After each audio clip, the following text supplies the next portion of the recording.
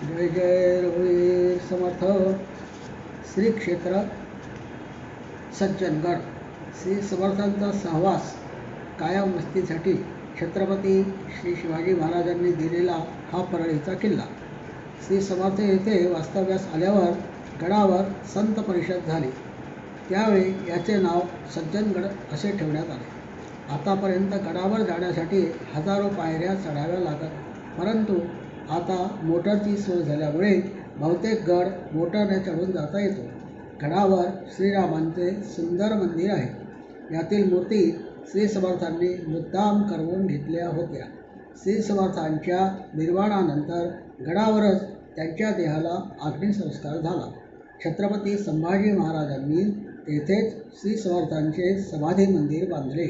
श्री समर्थांच्या समाधीचे दर्शनास हजारो भाविक नित्यशः येत असतात.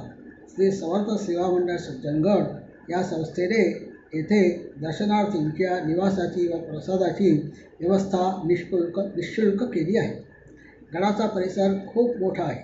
पाणी, वीज यांचीही सोय झालेली असून आलेल्या दर्शनार्थींची निवासाचीही सोय येथे झालेली आहे. पूजनीय श्रीधर स्वामी येथे श्री समर्थांच्या सेवेस बहुत काळ वास्तव्य करून होते. गडावर पूजनीय श्रीधर स्वामींच्या नावे श्रीधर कुटी आहे.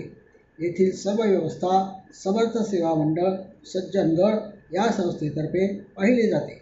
संप्रदायाप्रमाणे सकाळ सायंकाळ राम उपासना चालत असून नित्य प्रवचन, भजन, कीर्तन, अन्नदान आदी कार्य चालू असते.